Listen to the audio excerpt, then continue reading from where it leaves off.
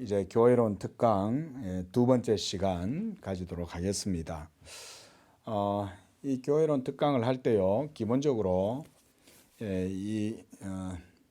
우리가 직분자 교육에서 이 교회론 특강을 한 것을 가지고 우리 성도님들과도 함께 이 내용들을 나누었으면 좋겠다 생각이 들어서 이제 여러 차례 걸쳐서 교회론 특강을 당분간 금요 기도회 때는 하려고 그럽니다. 제가 이 책을 한 권 들고 있는데 이제 서철원 박사의 교의 신학 책이 아주 얇아요. 이 서철원 교수님은 제가 신대원 다닐 때 이제 이분에게서 이제 공부를 배웠습니다. 신학을 배우고 아주 탁월하고 대단한 분입니다. 자, 근데 이제 우리 직분자 교육에 제가 이제 교재를 만들어 가지고 쓰려고 이제 이 책, 저 책 이제 이렇게 보다 보니까 교수님의 예전에 제가 신대원 때 이 교수님이 옛날에 썼던 교회론 책이 있으세요. 이거는 그 이후에 많이 이제 증보가 되어 가지고 이제 거의 새로운 책이라고 할 수가 있는데 예전에 있던 그 이제 책을 한번 보다 보니까 요즘 책을 내셨는데 이걸로다가 차라리 하면 되겠다. 그래서 제가 이거를 직분자 교육 교재로 썼어요. 이 교회신학을. 이 서철원 교수님의 이제 책의 장점은 뭐냐면 글자는 크고 내용은 짧아요. 그래서 우리 성도님들과 함께 나누기가 아주 쉬운 교재인 거예요. 또 하나의 특징이 있습니다. 장점이 뭐냐면 사상이 아주 고도로 집약되고 다듬어져 있으면요, 복잡하게 여러 말 필요가 없습니다. 그래서 말하자면 세상 말로 고수는 쉬운 말로 간단하게 말합니다. 바로 이 책이 그렇습니다. 그래서 이 책을 읽으면 우리 성도님들도 읽으시면 그 속에서 충분히 이해하고 은혜를 받을 수 있는 그런 책입니다. 보통 신학책이다 그러면 낯설잖아요. 전문적이고 목회자들에게만, 신학도들에게만 읽혀질 법할 것이다 생각이 들겠는데 이 서철원 교수님의 책은 그렇지 않습니다. 신학서론이나 다른 책들도 마찬가지예요. 기독론도 마찬가지고 아주 짧아요. 복잡하지 않아요. 그래서 아주 집약적이고 축약되어져 있는 문체로 기록이 되어 있어서 굉장히 편합니다. 따로 프린트물을 아웃할 필요가 없어요.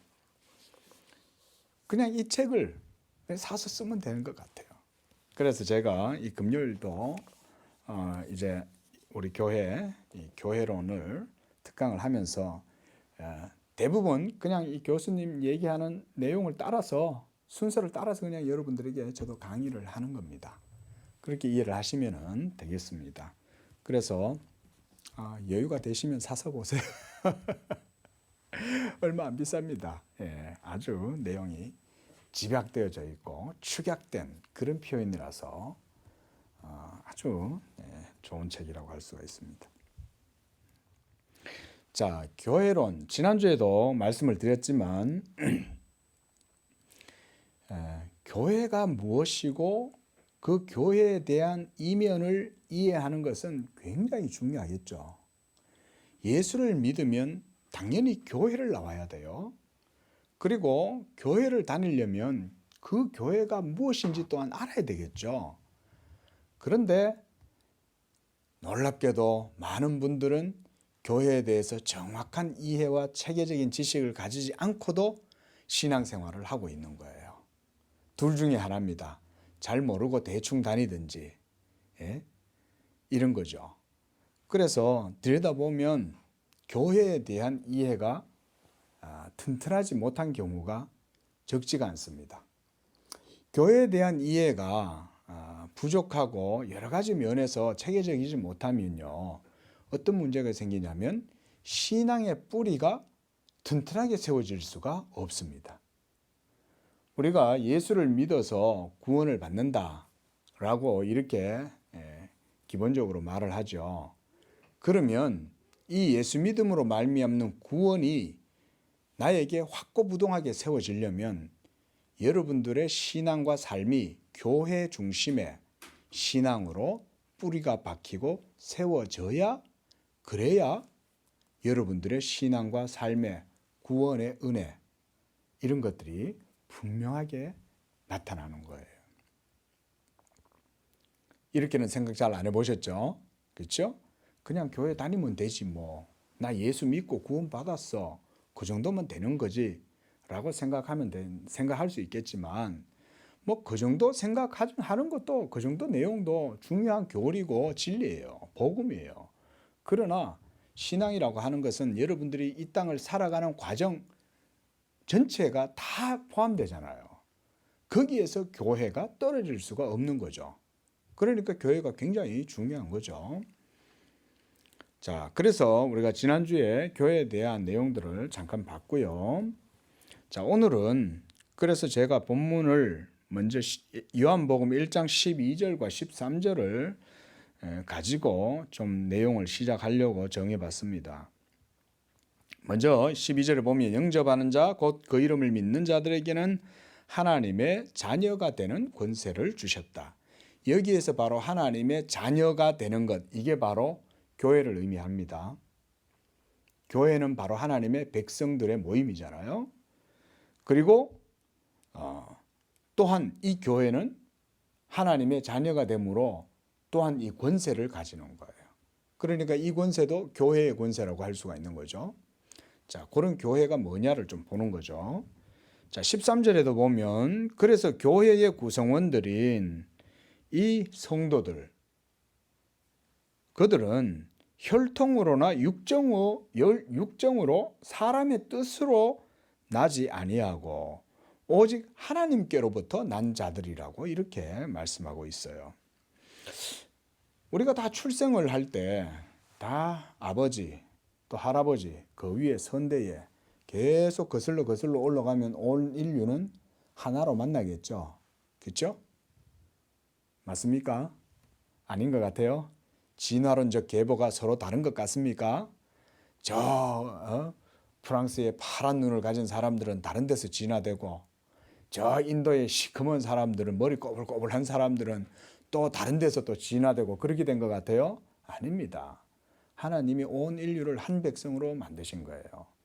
그래서 아담에게서부터 모두가 다 번식이 돼가지고 지금 이와 같이 온 인류가 번성한 거죠.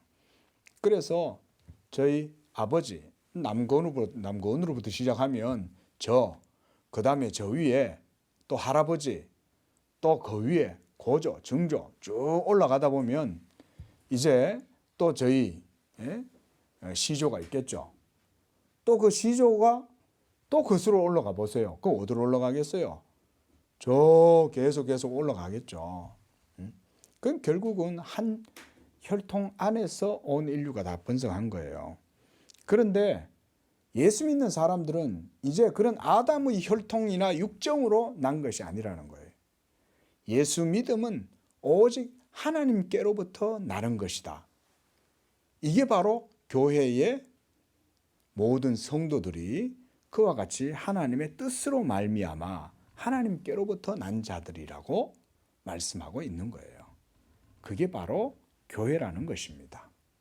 자, 그렇다면 우리가 이제 이 교회가 어떻게 생겨나느냐, 교회의 발생에 대해서 한번 보도록 하겠습니다. 자, 교회의 발생이다 라고 하는 말이 여러분들이 어떻게 들리실지 모르겠는데요. 말씀드렸듯이 교회는 예수 그리스도의 피로 구속함을 받은 사람들의 모임이 바로 교회죠. 그러니까 여기에 있는 사람들 중에 여러분 중에 예수 안 믿는 분 한 분도 안 계시잖아요. 그러니까 여기가 교회인 거예요, 이게. 그리고 교회는 또한 복음 선포가 이루어짐으로써 발생합니다. 그러니까 세상의 모임에 가면 복음이 선포되지가 않잖아요. 하지만 교회는 예수 믿는 자들이 모인 그곳이고 그곳에는 복음이 선포가 되는 거예요. 이 복음이 바로 예수님의 인격과 사역을 선포함으로써 이루어집니다. 예수님의 인격과 사역이 바로 우리에게 주시는 하나님의 복음이요.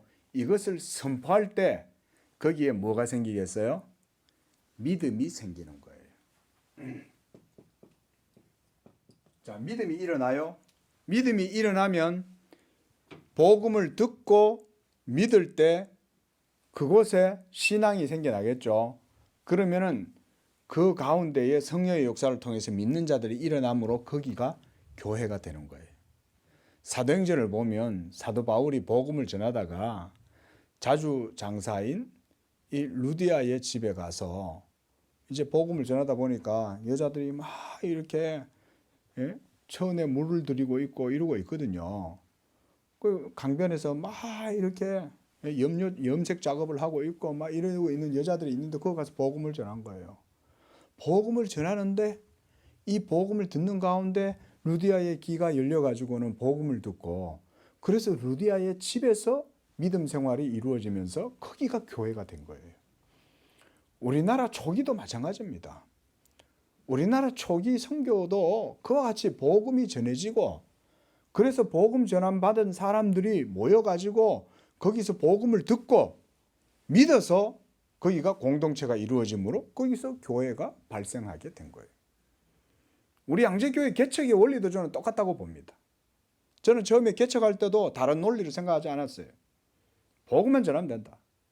복음을 전하면 거기에 성령이 말씀으로 역사해서 믿는 자들로 하여금 믿게 하고 그 복음을 들음으로 믿음이 생기면 거기가 교회가 될 것이다.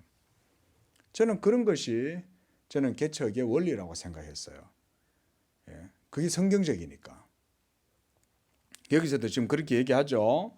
그래서 예수의 인격과 사역을 선포함으로 믿는 자들의 영혼에 새 생명의 영이 들어가고 그래서 죽은 영혼을 살게 하시는 거예요. 이게 전부 다 복음을 듣고 믿음. 이 두 가지예요. 듣고 믿음. 이 두 가지가 바로 교회가 생겨나는 원리가 되는 거예요. 자, 이 예수를 믿음으로 하나님은 사망 가운데 있는 자들 중에 자기의 것들로 부르시는 거예요. 이걸 그래서 에클레시아다 이렇게 말을 합니다. 부르심을 받았다.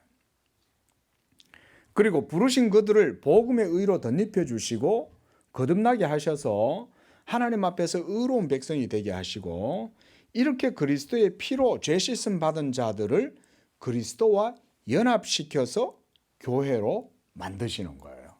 그래서 교회의 발생은 이 교회는 예수 그리스도의 인격과 사역을 복음으로 선포할 때 믿음이 일어나서 그래서 그들 가운데 이제 믿는 자들이 하나가 되어서 이 연합체가 되는 거예요.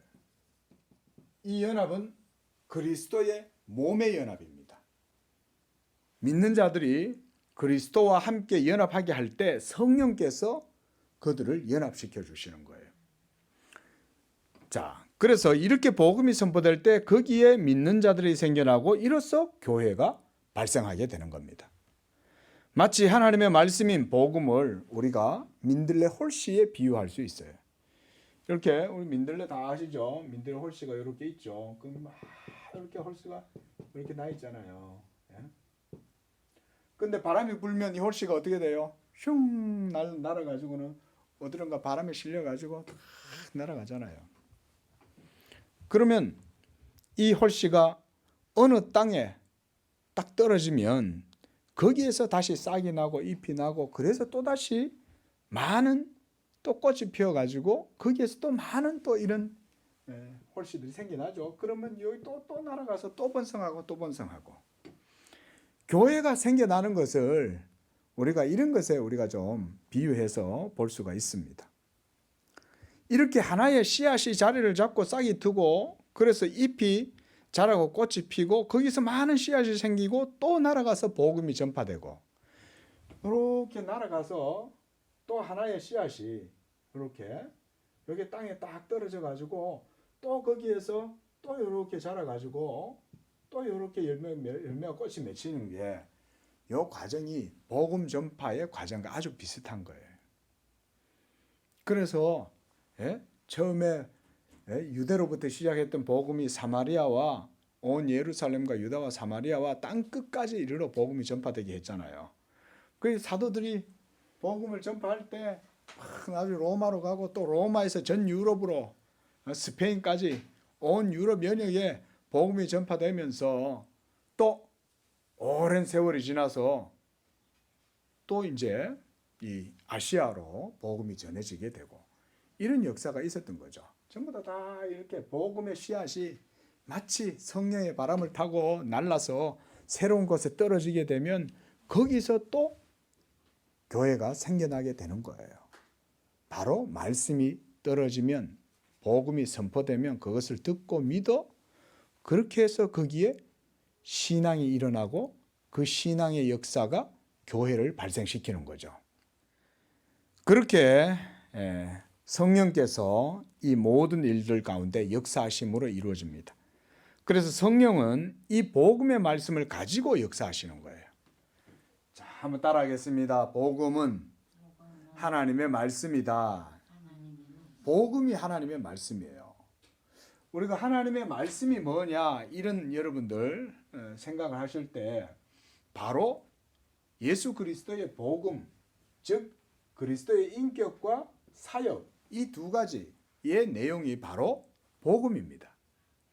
그리고 복음을 선포할 때 이것을 통해서 성령이 이 복음으로 역사하셔서 죄인들의 영혼에 거듭나게 하고 새 생명을 죽은 영혼 가운데 불어넣으실 때 바로 이 복음의 말씀을 가지고 하시는 거예요. 믿으시기 바랍니다. 이게 그래서 복음 선포의 능력이에요. 예수 그리스도의 인격이라고 말하면 우리가 기본적으로 성육신하신 그리스도의 인성과 또 신성 이 두 본성이 그리스도의 한 인격 안에 연합되어져 있고 또 연합되어진 이 중보자의 인격이 또한 많은 사역들을 행하시잖아요. 우리가 이거를 통칭해서 그리스도의 순종이라고 할 수 있죠. 하나님의 모든 의를 이루기 위한 그리스도의 순종이잖아요. 이 순종이 바로 그리스도의 사역이요. 이 순종의 모든 사역들, 그래서 그리스도의 인격과 그리스도의 사역, 이 두 축이 복음 선포의 내용입니다. 우리가 구원받을 때 어떻게 구원받아요? 예수님의 인격과 사역 때문에 구원받는 거죠. 이게 기독교의 진리죠. 기독교 진리는 그래서 세상의 철학적 진리나 지혜나 지식과는 달라요. 이걸 잘 아셔야 되는 거예요. 이걸 잘 모르면 마치 기독교의 신앙도 세상 철학하고 조금 유사하거나 섞일 수 있다든지 이런 식의 혼돈이 일어나요. 혼란이 일어나요. 그게 아니에요. 철학적인 지식은 절대 기독교 복음하고 양립할 수가 없어요. 그걸 알면 복음이 뭔가를 알고 이 복음으로 어떻게 구원이 일어나는가를 알게 되면 철학과 전혀 양립할 수 없다는 것을 분명하게 인식할 수가 있어요. 왜냐하면 철학은 예수님의 인격과 사역에 대해서 조금도 말하지 않잖아요. 그거 어떻게? 하나님의 진리의 말씀으로 성령이 역사하실 때도 성령도 예수님의 인격과 사역을 가지고 우리에게 효력을 불러일으키는 거예요. 우리가 비유컨대 여기 가마솥에 물이 이렇게 있어요. 밑에 장작이 있어요. 이렇게 장작이 있는데 성령이 여기에 불을 붙여가지고 이것을 끓게 해야 되는 거죠. 그리스도께서 모든 일들을 다 이루셨다고 할지라도 성령이 이 진리의 말씀 가운데 역사하심으로 그래서 그리스도의 이 모든 사역이 여러분들의 영혼에 생명으로 작용하도록 효력을 불러일으키신다. 이게 신학적인 표현이에요. 효력을 불러일으킨다. 한번 따라해 볼까요? 성령의 효력. 성령이 진리를 가지고 역사하시는 거예요. 그래서 여러분들의 영혼을 살리시는 겁니다. 우리의 영혼을. 그러니까 교회는 항상 믿음으로 이루어지기 때문에 교회가 항상 뭘 해야 되냐? 항상 복음을 선포해야 되는 거예요. 복음을 또 선포하고 또 선포하고 또 선포하고 계속 성경을 그리스도 중심적으로 계속 강론하고 이렇게 할 때 성도들은 계속 이걸 통해서 믿음을 배우는 거죠. 그렇게 부름받은 사람들로 하여금 예수 그리스도를 구주로 고백하게 하고 믿는 자들의 죄를 그리스도의 피로 씻으신다. 또한 성령은 그리스도의 피로 씻음받은 백성을 그리스도와 연합되게 하신다.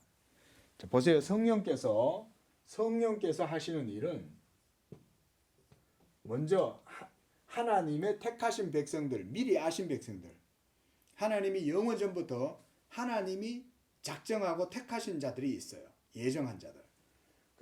이 미리 아신 자들,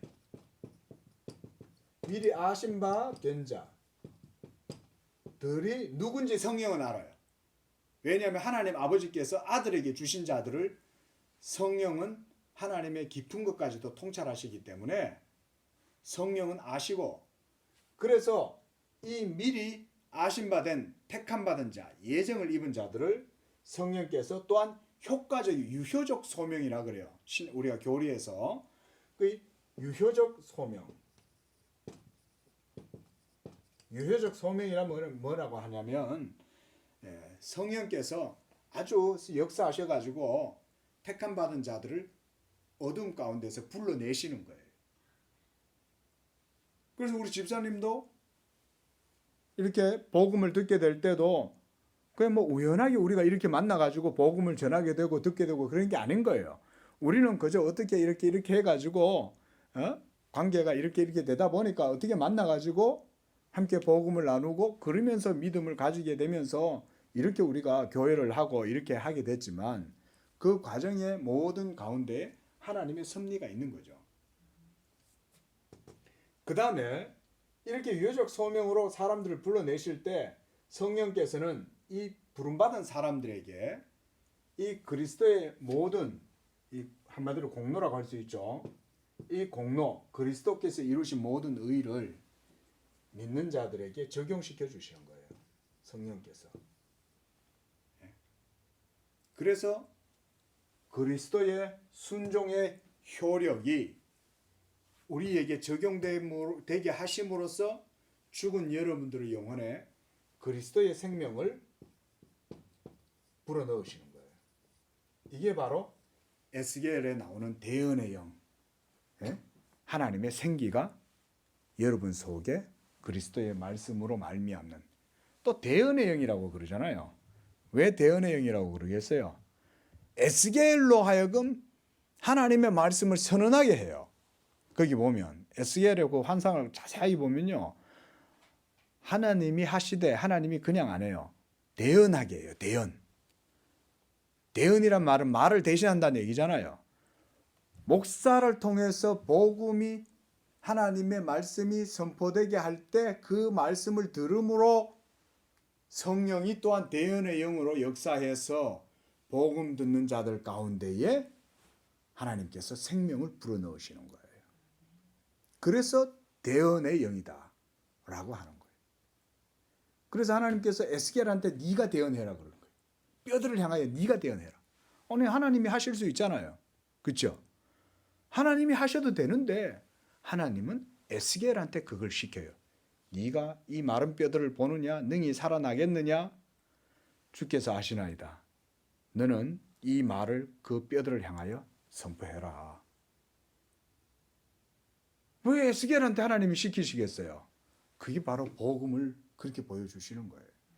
목사들이 복음을 선포하고 교회가 복음을 선포하면 이와 같이 죽은 영혼을 살리는 하나님의 유효적 소명과 그리고 효력이 일어나서 그것을 듣는 자들 속에 믿음이 일어나게 되고, 이게 이제 성령의 역사예요. 믿음이 일어나는 게. 또 믿음이 일어난 사람들은 성령으로 말미암아 그리스도와 연합되게 하셔요. 그래서 끈으로 역사하시는 거예요. 끈, 띠. 이 띠를 여러분들 믿는 여러분들을 거듭나게 하신 다음에 그리스도의 몸에 한 몸이 되도록 여러분들을 연합시켜 주시는 거예요. 이게 바로 교회인 거예요. 교회는 이렇게 한 몸이 되고 성령이 여러분들을 모두를 다 본드로 성령이 여러분들을 다 그리스도의 몸에 접착시켜 주시는 거예요. 본드로. 이게 바로 교회다. 자, 두 번째, 교회의 머리이신 예수 그리스도시다 그랬습니다. 교회는 이렇게 성령으로 말미암아 예수를 구주로 고백하는 자들로 구성이 되어요. 그래서 그리스도의 몸에 연합된 자들로 이루어졌기 때문에 교회의 머리가 바로 예수 그리스도십니다. 그래서 우리가 교회를 얘기할 때 하나의 인격체로 우리가 비유적으로 설명을 합니다. 그래서 머리가 있고 온 몸이 이렇게 있는 거죠. 그럴 때 바로 이 전체가 바로 교회입니다. 머리만 교회가 아니요. 그 몸에 붙어 있는 모든 각 부분 지체들, 각 몸에 모두 붙어 있는 이 지체들도 전부 다 교회죠. 우리가 여러분의 몸에서 손을 떼낼 수가 있습니까? 발을 떼낼 수가 있습니까? 그럴 수 없죠. 그죠? 발이 따로 독립적으로 존재할 수 없고 손이 따로 독립적으로 존재할 수 없잖아요. 심지어 머리도 자기 혼자 교회라고 할 수가 없어요. 온 몸이 전체적으로 다 유기적으로 연결되어 있잖아요. 그걸 그래서 한 몸으로 구성되었다고 그런 겁니다. 이렇게 그리스도의 몸에 연합된 자들로 이루어져 있기 때문에 교회의 머리가 바로 예수 그리스도시다. 교회의 머리가. 이 교회는 그리스도께서 자기 피로 택하신 자들을 값주고 사신 것이요. 교회는 예수를 구주로 고백하는 자들의 연합체요. 그리스도께서 믿음의 대상이 되신다.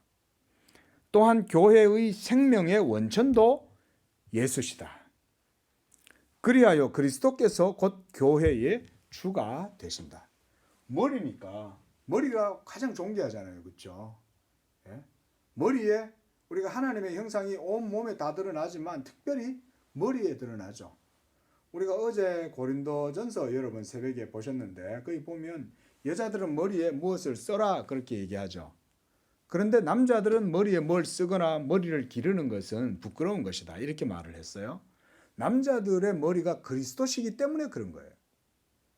남자들은 그리스도의 형상이고 하나님의 형상과 영광이 남자들의 형상 가운데 나타나기 때문에 그 형상과 영광은 가리면 안 되잖아요.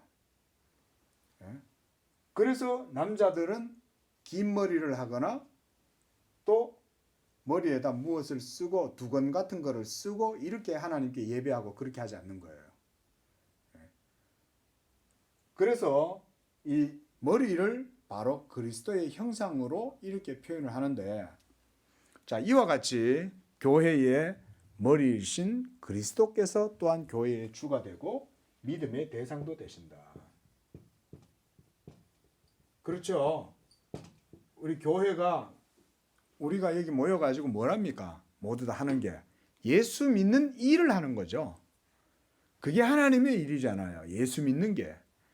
그래서 믿음의 대상이 바로 예수 그리스도시요. 이 예수 그리스도가 교회의 머리시요. 그래서 교회의 머리가 되심으로 예수께서 교회의 주, 롤드, 주님이 되시는 거예요. 자, 세 번째, 그리스도의 몸으로서 교회입니다. 그리스도께서 피로 값주고 사신 사람들은 성령의 유효한 부르심 가운데 나와 예수를 구주로 믿고 고백하고 그리스도의 몸에 연합되게 하시고 이 연합체가 바로 교회예요. 그래서 여러분 한 분 한 분도 교회이긴 하지만 보다 구체적으로는 더 엄밀히 말하면 우리 모든 공동체, 연합체가 바로 교회입니다. 한 사람 한 사람이 교회라고 하면 자칫 공동체의 그리스도의 몸된 그런 것들을 무시할 수가 있잖아요. 그러나 지체는 몸에 속했을 때 지체지 몸에서 떨어져 나가면 그냥 살덩이죠. 그렇죠? 예를 들어서 끔찍한 사고로 팔이 절단됐어요. 더 이상 그 팔을 내가 쓸 수가 없어요. 그러면 그 떨어져 나간 것은 더 이상 내 손이 아니죠. 그렇죠? 내게 붙어 있어야 그게 내 손이잖아요. 떨어져 나간 것은 이제 그냥 폐기 처분해야 돼요. 그게 아깝지만 그런 것과 마찬가지입니다. 그래서 한 사람 한 사람들도 다 주님의 몸된 교회라고 할 수 있지만 실제적으로는 온 몸이 연합된 상태라야 교회라고 할 수 있는 거예요. 그래서 우리 나중에 또 보게 되겠지만 권징 이런 게 있습니다. 권징. 권징이란 교회에서 잘못한 사람들, 범죄 심각한 죄악을 범하고 회개치 않고 완악하게 하나님의 법과 교회의 질서를 어지럽히고 거스르는 자들을 교회 바깥으로 내쫓아요. 그러면 몸에서 찢어서 내버린다 이 말인 거예요. 엄청 큰 거죠. 자, 이렇게 믿는 자들 전체가 바로 그리스도의 몸이다. 또 이 몸은 그리스도를 머리로 가졌기 때문에 이 머리에서부터 모든 생명과 그리고 은혜를 자양분을 이 머리에서부터 다 받아서 사는 거죠. 여기서 모든 것들을 다 제어하고 통제하고 다 하잖아요. 자율신경, 또 모든 의식들이 여기서부터 다 이렇게 주어지는 거죠. 여기서 다 명령 내리잖아요. 머리에서부터. 그래서 그리스도를 교회의 머리로 이렇게 비유적으로 설명을 하는 겁니다. 이렇게 교회가 복음을 선포하는 가운데서 말씀으로 양육을 받아서 교회 전체가 거룩하게 되고 깨끗하게 되는 거예요. 그리하여 하나님이 온전히 거하시는 성전으로 지어지게 된다. 그래서 제가 이렇게 비유적으로 이렇게 이제 그림을 그렸지만 이 전체가 바로 교회고 하나님이 바로 이 교회 안에 거하시고 이 교회를 자기의 거하시는 거소, 처소로 삼으시는 거예요. 이게 바로 하나님의 교회입니다. 그래서 이 교회들이 더욱더 하나님이 기뻐하시는 온전한 몸으로서 세워지려면 그리스도를 닮아가고 그리스도를 알아가고 이런 것들이 점점 더 깊어지면 그렇게 되겠죠. 그죠? 이런 온전함이 우리 양재교회에 있었으면 좋겠어요.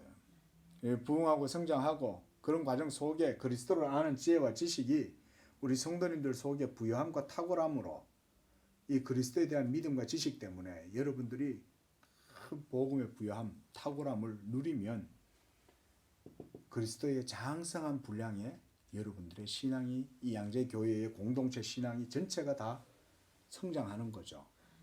그러면 우리 안에 거하시는 하나님이 가장 영광을 받으시는 이런 열매가 나타나는 거예요. 자, 그 다음 만물을 충만케 하시는 자의 충만이 바로 교회이다. 그래서 교회를 충만이라고 사도 바울이 에베소서 1장 23절에서 말하죠. 이것은 교회를 왜 충만이라고 그러냐. 천지 만물과 인간 세계를 다스리는 그리스도의 통치가 교회로부터 이루어지기 때문에 그런 거예요. 이거는 우리 성도님들이 잘 유의를 해야 됩니다. 교회는요, 그저 세상의 하나의 종교가 아닙니다. 세상에 여러 종교들이 많이 있죠. 여러 종교들이 많이 있지만 교회는 그 가운데 하나가 아니에요. 왜냐하면 세상의 여러 종교들은 다 어디서 나왔어요? 사람에게서 나온 거잖아요. 근데 예수 그리스도의 교회는 사람에게서 나온 게 아니에요. 예수 그리스도의 교회는 하나님의 영원하신 작정과 경륜, 그 창조의 목적이 바로 이 교회를 세우는 데 있다고 말씀을 드려요. 이 교회가 드러나도록 하기 위해서 하나님께서 만세 전부터 계획하신 거예요.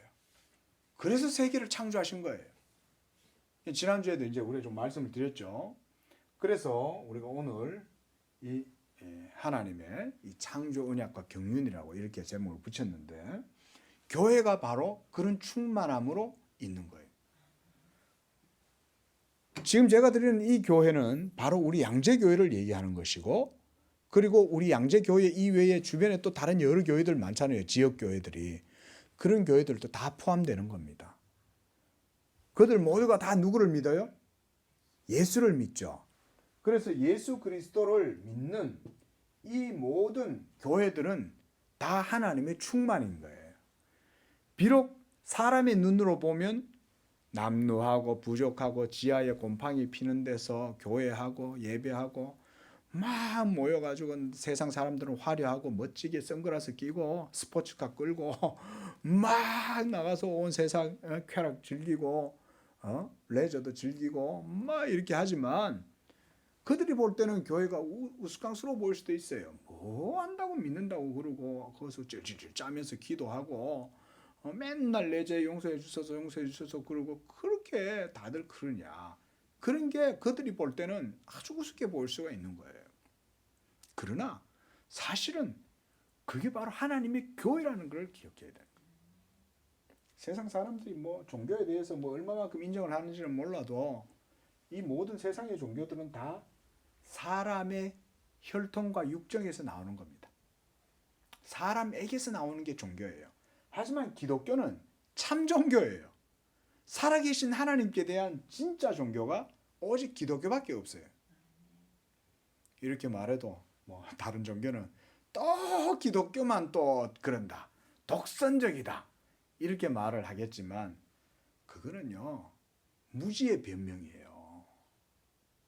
진짜 살아계신 하나님을 알아보세요, 이렇게 할 수 있나? 이러면 못해요. 살아계신 하나님을 모르니까 그게 독선적으로 보일 뿐이지, 독선적으로 보인다고 진리가 아니게 되는 건 아니잖아요, 엄밀히 말하면.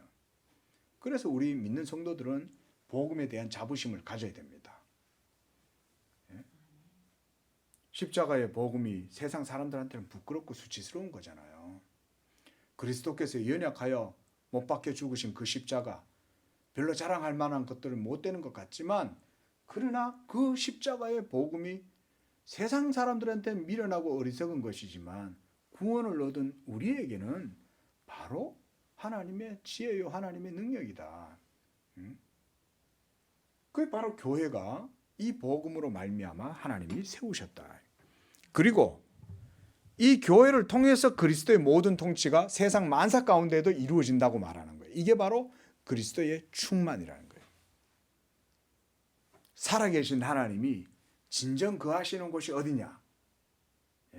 저 어디 무슨 희까번쩍한 절간 같은 데 있는 게 아닌 거예요. 진짜 살아계신 하나님의 눈과 마음과 생각과 뜻은 바로 연약하고 부족하고 그러나 그리스도의 십자가만을 의지하는 바로 그 교회 가운데 하나님의 눈이 만세전부터 있는 거예요. 저는 우리가 비록 지하에서 이렇게 교회를 시작하고 이곳에서 신앙생활을 하고 하나님을 예배하지만 저는 여기에 분명한 하나님의 인도하심과 섭리가 있다고 믿어요. 하나님의 뜻하심이 있으니 여기가 교회로 하나님이 정하고, 그래서 이곳에 남상수 목사 민들로 호실처럼 여기다가 보내갖고는 여기서 복음 전하게 하시는 거죠. 저는 그렇게 역사를 이해해요. 그게 왜냐하면 성경적이니까. 그리고 이곳에서 우리가 복음을 들음으로 하나님을 예배할 때 그게 진짜 예배가 되는 거예요. 어떤 종교처럼 미사한다고 거추장스럽게 여러 의식들을 행한다고 해서 그게 예배가 아닙니다. 진짜 살아있는 진리의 예배는 복음이 선포되는 가운데 믿고 그 믿음으로 살아계신 하나님을 찬양할 때 거기에 진짜 예배가 이루어지는 거예요. 그게 바로 교회인 거예요. 그리고 그런 지상의 연약한 교회라도 이 교회는 만물을 충만케 하시는 자의 충만이다. 이 충만함 속에 하나님이 거하시기 때문에 이 모든 우주 전체가 이 그리스도의 통치 가운데에서 교회를 통해서 역사하는 겁니다. 그래서 교회가 그리스도의 다스림의 시작이고 중심이 되는 거예요. 이걸 아셔야 돼요. 조금 실감이 안 나죠, 그죠? 그렇죠? 그럼 그런가? 목사님이 그렇다고 하니까 그냥 그런가 보다 싶지만 이게 팩트입니다, 여러분. 그래서 하나님은요, 교회를 공격하거나 교회를 해롭게 하거나 괴롭히면요, 하나님의 충만이기 때문에 반드시 하나님이 역사 가운데 심판합니다. 이거 여러분들 잘 아셔야 됩니다. 중국이 교회를 핍박하고 교회를 모조리 말살하려고 지금 그러잖아요. 또 보세요. 하나님이 중국을 말살시켜 버릴 수 있어요. 교회를 함부로 하면 하나님은 누구도 용서하지 않습니다. 이걸 우리 성도들은 잘 아셔야 됩니다. 구약의 이스라엘 백성들과 아브라함에게 하나님 뭐라 그랬어요? 내가 너를 축복하는 자에게 축복하고 너를 저주하는 자에게 내가 저주를 내리겠다 그랬잖아요.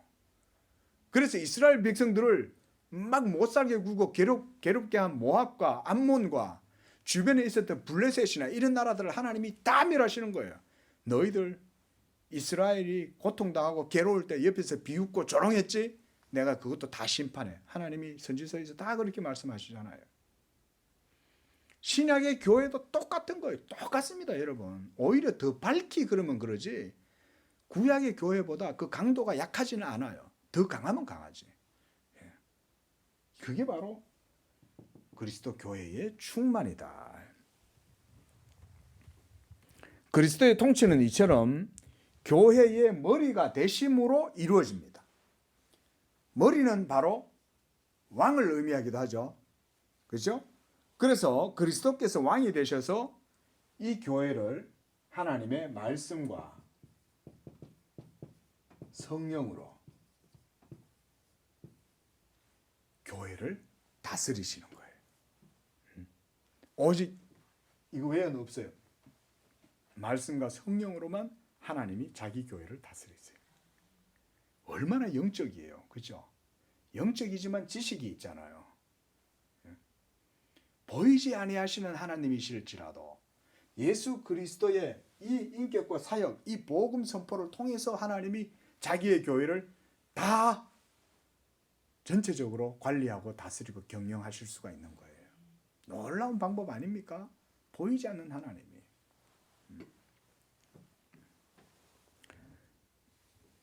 그리고 그리스도는 교회에서 이렇게 인간 세상을 다스리고 만물도 통치하세요. 그게 교회의 충만이에요. 만물도 통치하시는 거예요. 그래서 이 교회가 어떻게 되느냐에 따라서 일반 세속 역사도 교회와 함께 가는 거예요. 그거 아셔야 됩니다.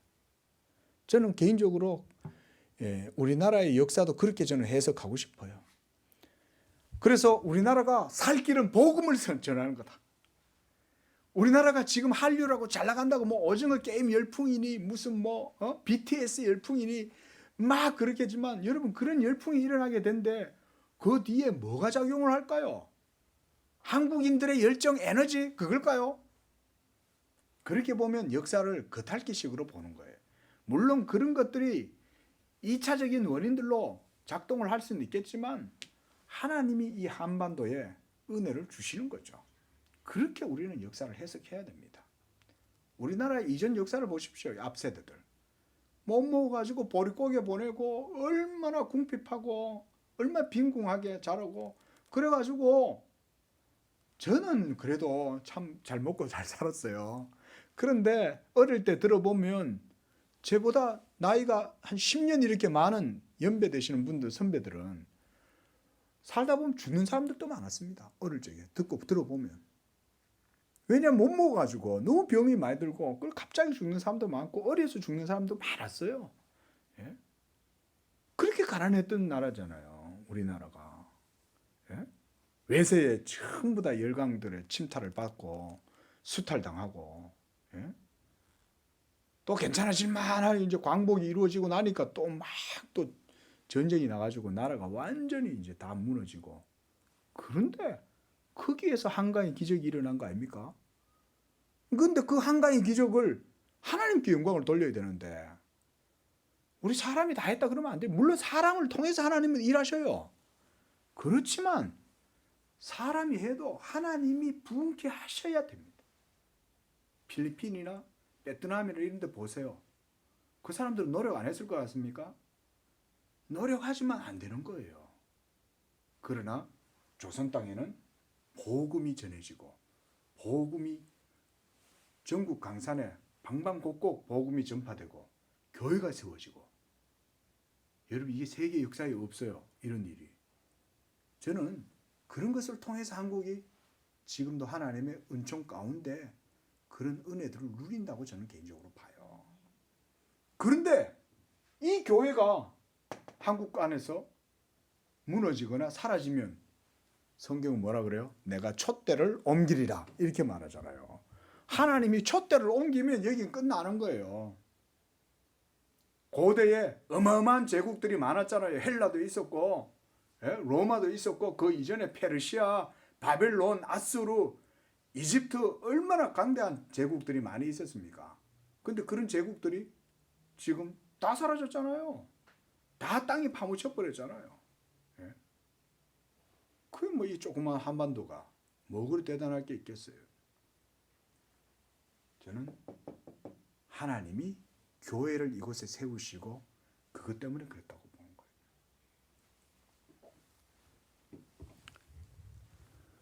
자, 이렇게 마지막 날 이 교회가 지상에 있는 것뿐 아니라 천상에 있는 교회가 모두 하나의 교회로. 지금 여러분 이 땅에 있는 교회는 이제 지상의 교회잖아요. 그리고 천상에 있는 교회가 서로 만나면 하나가 되겠죠. 지금도 하나예요, 사실은. 하나지만 지상의 교회는 전투적 교회라고 그러고 저 천상에 있는 교회는 승리적 교회다. 우리가 이렇게 말을 하지만 사실은 이 둘은 하나의 교회죠. 그래서 이것이 하나의 교회, 그 몸으로 드러나게 될 때 구원이 완성되는 거예요. 여러분 요한계시록을 해석할 때요, 요한계시록을 교회론적으로 보고 그리스도의 몸으로 보면 요한계시록에 중요하고 굵직굵직한 맥락을 이해할 수 있습니다. 그리스도의 교회와 그리고 그 교회의 승리, 몸의 영광 이런 게 요한계시록에는 나타나요. 자, 여기까지 다 보고 마치겠습니다. 그리스도의 교회가 바로 하나님의 성전이다. 구약시대 때는 성전이 장막 가운데에서 있었죠. 그렇죠? 그때 그 율법의 이스라엘의 장막은 이렇게 장막이 있었잖아요. 이것은 예표의 상징이었잖아요. 이게 구약의 교회의 중심이었잖아요. 그런데 오늘날의 교회는 바로 이 예표였던 구약의 성전, 하나님의 성전이 사실은 오늘날에는 교회로 드러나게 되는 거예요. 그래서 우리 교회가 바로 하나님의 성전이고 장막인 거예요. 예. 이 성전에서 하나님은 찬양과 경배를 받으십니다. 이처럼 신약교회도 하나님의 성전으로서 그리스도 안에서 회복된 백성들 가운데 거하세요.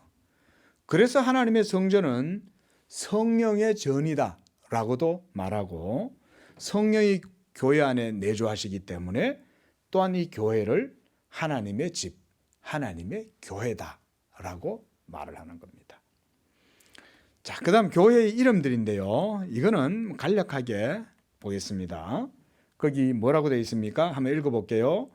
그리스도의 몸, 그리스도의 충만, 그리스도의 나라, 하나님의 성전, 성령의 전, 하나님의 집, 하나님의 백성, 하나님의 교회, 하나님의 나라, 또 믿는 자들의 어머니, 또 성도의 교제, 공동체 이 말이에요. Community in Christ. 자, 그래서 특히 여기서 이제 여러분 믿는 자들의 어머니다 이렇게 이 키프레안이라고 하는 라틴 교부가 했던 말인데요. 예, 교회를 어머니로 삼는 사람은 하나님을 아버지로 모시는 사람이다. 이렇게 이제 말을 합니다. 그래서 교회를 어머니와 같이 교회를 받들고 섬기지 않으면 하나님도 제대로 믿을 수 없다 이런 말이고요. 그래서 이 키프리안이라고 하는 이 교부는 교회밖에 구원이 없다 이렇게 말했어요. 이 말을 가지고 이 교회가 유일한 가톨릭 교회다 라고 하면서 로마 교회가 자기들 교회만 유일한 가톨릭 교회라고 이렇게 주장을 해서 종교개혁 당시 때 프로테스탄트 운동이 일어났잖아요. 그 프로테스탄트들을 전부 다 이단자들로 막 규정을 하고 이렇게 했지만 사실은 교회를 교회되게 하지 못한 것이 로마 캐톨릭이기 때문에 사실은 로마 캐톨릭이 사실 이단인 거예요. 물론 이 캐톨릭 교회의 역사가 로마 교회가 점점점 이렇게 이제 역사 속에서 캐톨릭이 됐지만 진정한 신앙의 길을 찾아서 나선 프로테스탄트들이 진짜 이 신앙의 이 믿음으로 말미암는 교회를 이룬 거 아니에요. 자, 그래서 교회 밖에는 구원이 없다라고 하는 이런 말을 했습니다. 자, 이 성전된 하나님의 교회가 태초에 천지를 창조하실 때 에덴 동산에서 창설하신 성전이 회복된 것이 신약의 교회입니다. 자, 이거 좀 설명을 드리겠습니다. 보세요. 여러분, 에덴 처음에 하나님께서 세상을 창조하신 다음에 세상 창조는 다 끝났어요. 뭔가 부족함이 없어요. 완성이 됐어요. 그런데 하나님이 또 한 가지 일을 하시는 거예요. 성경을 보면. 그게 뭐예요? 하나님이 에덴의 동쪽에 뭘 창설하셨어요? 에덴 동산을, 가든을 창설하시는 거예요. 가든. 따로 한 장소를 정하시는 거예요. 그래서 여기에다가 아담과 하와를 여기에다 둘을 딱 데리고 여기다가 데려다 놓는 거예요. 아담과 하와를. 그렇게 해서 이 동산 중앙에 뭐가 있어요? 생명나무 실과가 맺히는 나무와 선악을 알게 하는 실과가 맺히는 선악과 나무, 이 두 개가 동산 중앙에 딱 있는 거예요. 그렇게 함으로써 하나님께서 이들에게 계명을 주시고, 우리가 이건 지난주에 봤습니다. 그렇죠? 그래서 이 계명을 따라 순종할 때에 인류가 하나님이 거하시는 성전이 되는 거예요. 왜냐하면 이들이 순종할 때 하나님의 백성이 되는, 이것이 언약의 경륜이란 말이에요. 그래서 아담과 하와, 인류가 하나님의 계명에 순종함으로 그 아담과 하와에게서 태어나는 모든 인류 가운데 하나님이 거하시기로 작정하신 거예요. 그래서 이들이 하나님의 말씀에 순종하고 그 약정, 계명에 대한 약정이 이루어지면 하나님이 인류의 하나님이 되시고 인류는 하나님의 백성이 되는, 이것이 바로 언약의 경륜이에요. 이 언약의 경륜을 왜 하나님이 이렇게 하시냐? 이들을 통해서 하나님이 그들 가운데 거하시는 성전 삼으시려고, 교회를 삼으시려고 그렇게 하신 거예요. 그러니까 아담이 불순종함으로 이 교회를 세우시고자 하시는 하나님의 언약 경륜이 어떻게 됐어요? 무너졌죠. 파기가 돼버렸잖아요. 그럼 어떻게 해요? 하나님은 이제 끝난 거예요? 하나님이 그렇게 하실 수 없죠. 하나님은 여기서 그냥 끝내실 수 없는 거예요. 하나님이 그래서 교회를 세우시고자 하시는 이 언약의 경륜을 이제는 예수 그리스도로 말미암아 다시금 세우시고 회복하도록 하신 거예요.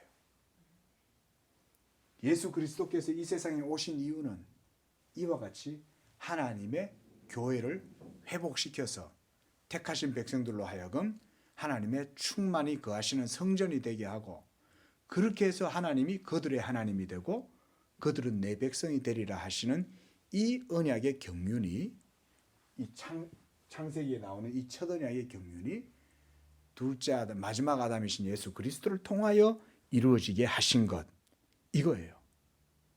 그래서 고린도전서 15장 28절에 보면 아들 자신도 만물을 자기에게 복종하신 이에게 복종케 되리니 이는 하나님이 만유의 주로서 만유 안에 계시려 함이라.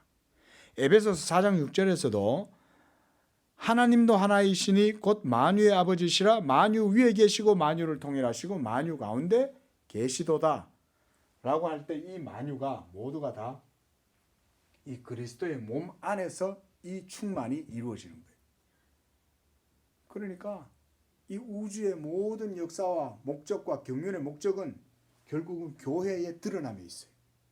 마지막 날에 결국은 이 교회가 모든 우주 가운데 완전히 드러나게 될 겁니다.